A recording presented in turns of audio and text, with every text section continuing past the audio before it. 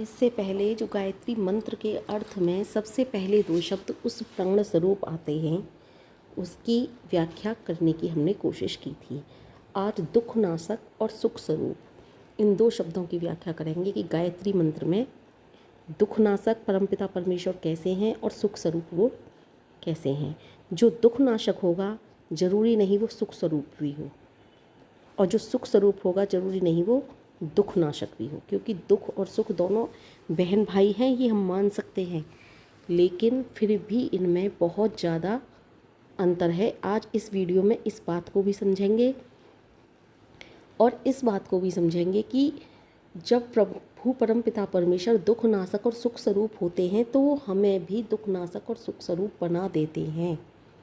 पहले हम दुख नाशक की तरफ आते हैं। दुख नाशक क्या है, इसको एक कहानी के जरिए हम समझते हैं। दुख नाशक कैसे हैं हमारे परमपिता परमेश्वर।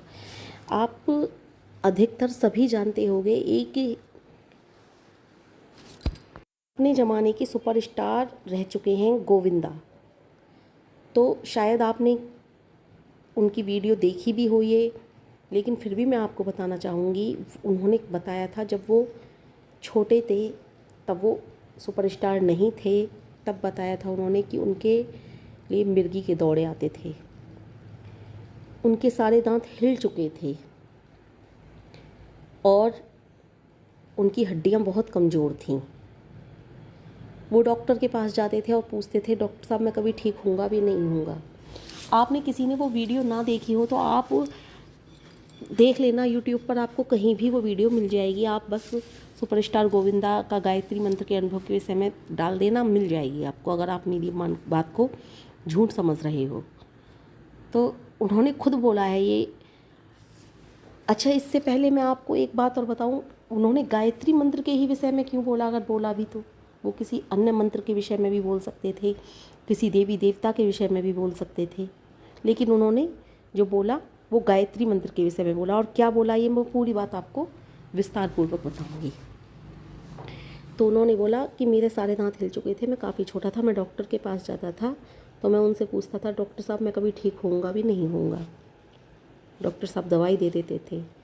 तो उनकी माँ थी, पता नहीं अपनी माँ के विषय में कह रहे थे वो या अपनी गुरु माँ के विषय में कह रहे थे, पता नहीं, मुझे निर्मला देवी नाम लिया था उन्होंने, कि वो मुझे एक आसन और एक माला ले आएंगी और कहा, गोविंद अब तुम बड़े हो चुके हो।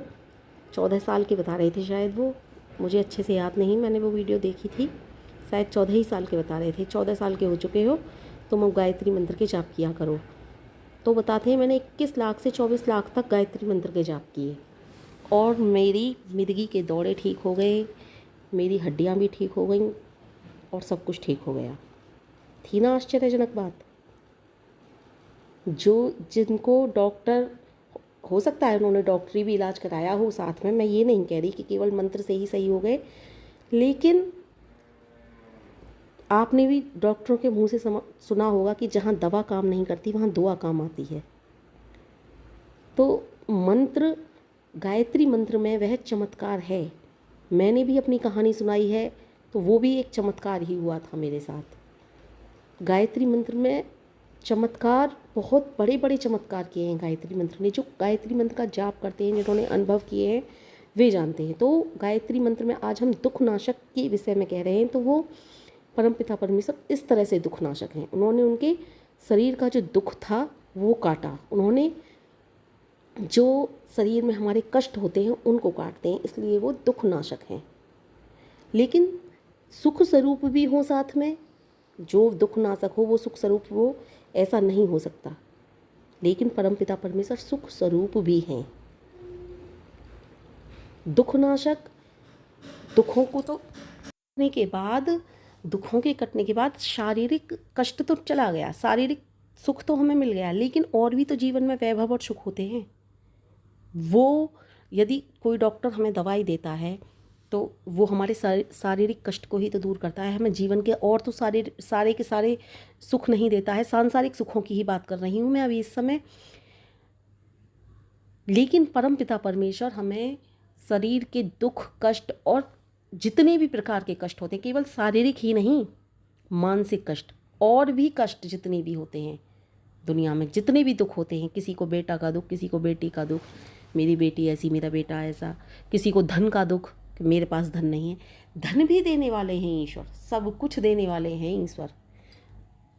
तो सारे के सारे दुखों को हल लेने वाले हैं, सारे के सारे सुखों को देने वाले हैं ईश्वर।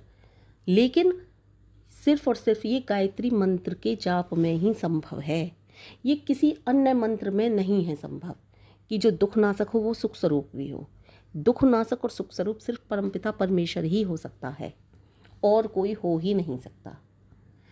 तो इसलिए इसमें उस परमपिता परमेश्वर को दुख नाशक के साथ साथ सुख स्वरूप भी कहा गया है। नहीं तो खाली कह देते दुख नाशक, दुख अगर दुख का नाश करने के साथ ही सुख की कामना होती है तो खाली दुख नाशक भी कह देते, लेकिन नहीं, जो दुखों का नाश करे जरूरी नहीं वो सुखों को भी दे।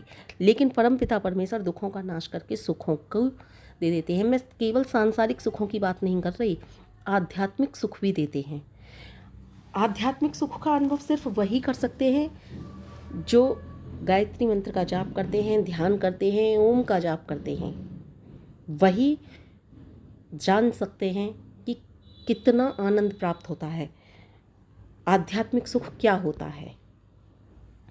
तो इस तरह से परमपिता परमेश्वर दुखों का नाश करने वाले हैं और सुख स्वरूप है। अच्छा, अब हमको ये दुख नाशक और सुख स्वरूप कैसे बना देते हैं, क्योंकि ये खूबी है गायत्री मंत्र की। गायत्री मंत्र की ही नहीं, मैं परमपिता परमेश्वर की खूबी मान रही हूँ। परमपिता परमेश्वर के ही लिए गायत्री मंत्र का जाप किया जाता है और उनकी ही स्तुति की जाती है इस मंत्र में। बस अंतर इतना है कि इस मंत्र में जो शब्दों का जोड़ दिया है ना, जो एक एक शब्द का निचोड़ किया है ना, वो बेजोड़ है। तो इसमें मैं आपको बताना चाहती हूँ कि किस तरह से हमको भी परमपिता परमेश्वर दुख नाशक और सुख स्वरूप बना देते हैं। जैसे कि अब किसी डॉक्टर के पास जाते हैं हम, या फिर हम ही डॉक्टर बन जाते हैं, तो हम किसी को दवा देते हैं, इलाज देते हैं, तो हम उसके दुखों का नाश कर रहे हैं, लेकिन सुख स्वरूप नहीं बन रहे। हम सुख स्वरूप कब बन जाते हैं, हम किसी की किसी तरह से हेल्प करके। शारीरिक सुख तो हम दे रहे हैं उस समय उसको, लेकिन सभी प्रकार के सुखों को हम तभी दे सकते हैं जब परमपिता परमेश्वर की असीम अनुकंपा हम पर हो, जब परमपिता परमेश्वर हमें दुख नाशक और सुख स्वरूप बनाना चाहते हो, क्योंकि वो खुद दुख नाशक सुख स्वरूप हैं। क्या इंसान में इतनी ताकत है कि किसी को दुख नाशक सुख स्वरूप बना सके? किसी मनुष्य में वो ताकत नहीं जो परमपिता परमेश्वर हमें बना सकते हैं। क्या मनुष्य को किसी को दुख नाशक बना सकता है? जब तक ईश्वर की असीम अनुकंपा ना होगी वो दुख नाशक नहीं बन सकता। जब तक ईश्वर की असीम अनुकंपा नहीं होगी वो सुख स्वरूप नहीं बन सकता। इसलिए गायत्री मंत्र का जाप करने से हम दुख नाशक और सुख स्वरूप दोनों बन जाते हैं। सुख स्वरूप कैसे बनते हैं? हम किसी की बेटी हैं, हम बहुत अच्छे आचार विचार वाले हैं, वो जब हम अच्छे आचार विचार वाले हैं तो हमारे माता पिता हमसे सुख अनुभव करते हैं, हम उनकी सेवा करते हैं। सास ससुर हैं हमारे, हम उनकी सेवा करते हैं तो वो हमसे सुख का अनुभव करते हैं। तो इस तरह से हम भी सुख स्वरूप बन जाते हैं। इसीलिए मैं कहती हूँ गायत्री मंत्र का जाप करने से हम केवल उस परमपिता परमेश्वर की ही स्तुति नहीं करते, बल्कि परमपिता परमेश्वर में जितने भी गुण होते हैं ना, परमपिता परमेश्वर वो सारे के सारे गुण हमारे अंदर भर देते हैं और हमें गुणों का भंडार बना देते हैं। इसलिए मैं सभी से कहती हूँ कि गायत्री मंत्र का जाप करिए, क्योंकि गायत्री मंत्र के जाप करने से सांसारिक दुख दूर होकर के सारे के सारे सुख मिलते हैं। सांसारिक ही नहीं, इस लोक में भी सुख भोग कर, जहाँ हमारा दूसरा लोक है, चाहे मैं ये नहीं कहती स्वर्ग नरक, मुझे तो पता नहीं, मैं तो नहीं जानती, परमपिता परमेश्वर ही जाने कि मरणोपरांत क्या होता है क्या नहीं होता, लेकिन वहाँ भी मेरा मानना यही है सुख अवश्य मिलता होगा। क्योंकि जब गायत्री मंत्र इस लोक में ही सारे कष्टों को दूर कर देता है, सारे के सारे दुखों को हर लेता है और सुख दे देता है, तो उस लोक में क्यों नहीं देगा।